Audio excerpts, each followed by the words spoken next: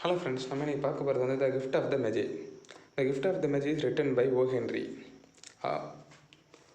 ஓ Henry வந்து ஒரு ப்ரோஸ்டிக் ஷார்ட்ஸ்வர் writer. அவர் எதுக்காக அவங்க வந்து எல்லோரும் இது பண்ணாங்க அப்படின்னா, ஒரு உண்மையான சம்பவத்தை பற்றி மட்டும் எழுதுவாங்க.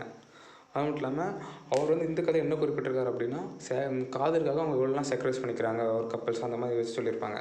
அவங்க வந்து ஒரு வாய்ஸ் எஸ் எ மேஜ் ஷார்ட் ஸ்டோரி. இப்போ நம்ம சம்மரி பற்றி ஆரம்பிக்க போகிறோம். The gift of the Magi begins with Della feeling discarded by the little money she was managed to save after months of savings. அவள் டெல்ல வந்து என்ன ஃபீல் பண்ணுறா அப்படின்னா, பல மாதம் நான் உழைச்சனால இவ்வளோ தான் பணம் சேர்க்க முடியுது அப்படின்னு சொல்லி அவள் அவர்கிட்ட எவ்வளோ தான் இருக்குன்னா $1.87 அவர்கிட்ட இருக்குது டு பை ஏ கிஃப்ட். அது இல்லாமல் அவள் வந்து அந்த பைசா வச்சு தான் அவளோட ஹஸ்பண்ட் ஜிம்முக்கு வந்து கிறிஸ்மஸ் கிஃப்ட் வாங்கி கொடுக்கணும்.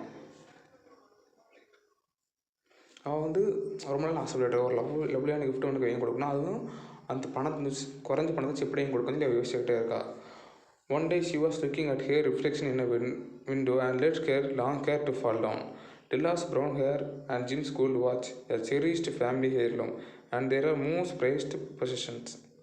என்ன அப்படின்னா, ஒரு ஆளை வந்து கல்யாணம் பண்ணிட்டு பார்க்கும்போது வந்து அவளோட முடி வந்து அவளுக்கு தெரியுது, ரொம்ப வளர்த்தியான முடி உண்டு.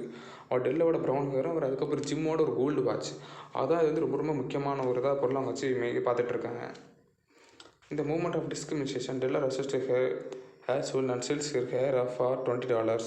With this money, she purchased a simple yet elegant platinum watch chain. Describes as possession, quietness and value, much like Jim himself.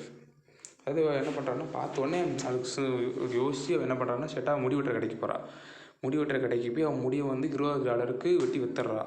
விற்றுட்டு அவள் அந்த பணத்தை வச்சு என்ன பண்ணுறான்னா, அவன் ஜிம்மோட வாட்சுக்கு ஒரு செயின் வாங்குறான். ஆனால் அந்த வாட்ச் வந்து செயின் கிடையாது. ஸோ அதுக்கு செயின் வாங்குறான். ஏன்னா அந்த செயின் வந்து கன்ஃபார்ம் அவன் வந்து மறக்கவே மாட்டான் வாழ்க்கையில். இப்போ ஏன்னா அவனுக்கு அது பிடிச்ச வாட்சுன்னு சொல்லி இவன் நினச்சி அந்த செயின் வாங்குறான். அதுக்கப்புறம் டெல்லா வந்து வீட்டுக்கு வந்துடுறா. வீட்டுக்கு வந்து அவன் முடியெல்லாம் தளிச்சு விட்டு இப்போ இந்த மாதிரி நைட் சாப்பிட ரெடி பண்ணிகிட்டு இருக்கா. அதுக்கப்புறம் ஜிம் வந்து வரான்.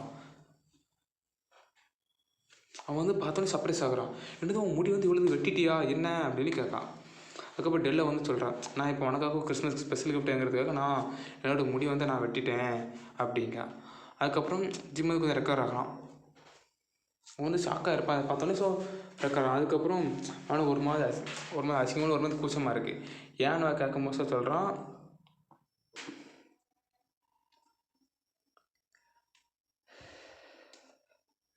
அவன் அந்த ஒரு பேக்கேஜ் வந்து ஒரு டேபிளில் வந்து ஒரு பேக்கேஜ் தூக்கி வைக்கான். ஸோ இப்போ என்ன தான் பேக்கேஜ் சொல்லி அவளும் எடுத்து பார்த்தா அப்படின்னா, அவன் சொல்கிறான் அதுக்கு மாட்டேங்குது. ஆனால் நீ வந்து நீ ஒட்டும் யோசிச்சு பார்த்துருக்கலாம், முடி நீ வெட்டாமல் இருந்திருக்கலாம். நான் உனக்காக அதுக்காக ஒரு லவ்லான கிஃப்ட் இங்கே வச்சுருக்கேன், நீ ஃபஸ்ட்டு உன் முடி நீ வந்து வெட்டிட்டியே அப்படின்னு சொல்லி அவன் சொல்கிறான். இப்போ டெல்லு வந்து அந்த பேக்கேஜ் வந்து திறந்து பார்க்கா. அது என்ன இருக்குன்னா, tata shell home for long hair. அது டாட்டா செல்லை வச்சு செஞ்ச மாதிரி இருக்கும். அந்த இது தலைச்சி ஹோம் வந்து அந்த அவ்வளோ இது இருக்கும் அந்த சைடில். ஸோ அதை பார்த்தோன்னே அவனுக்கு திருப்பி இந்த கிஃப்ட் வந்து எடுத்துக்கிறான். ஏன்னா இப்போ அவட்ட முடியல, ஸோ அந்த சீப்பு கொடுத்து அவனுக்கு ப்ரோஜனம் இல்லைன்னு சொல்லி இவன் வந்து நினைக்கான். அப்போ டெல்லை வந்து இன்னொரு பேக்கேஜ் ஓப்பன் பண்ணுறா. ஆமாம், அந்த பேக்கேஜ் வந்து என்ன இருக்குது அப்படின்னா, அந்த வாட்சுக்காக அவள் வந்து இங்கே வச்சு அந்த செயின் இருக்குது. இதை பார்த்துட்டு ஜிம் வந்து சொல்கிறான், நான் வந்து அந்த வாட்ச் வந்து விற்று தான் உனக்காக இந்த ஹோம்பே வாங்கினேன் அப்படின்னு சொல்கிறான்.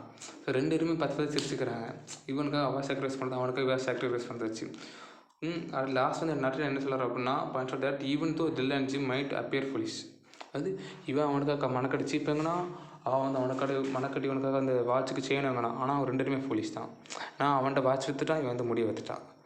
ஸோ அதை சொல்கிறாங்க, because of their misunderstanding during the gift exchange they are usually like the மெஜே.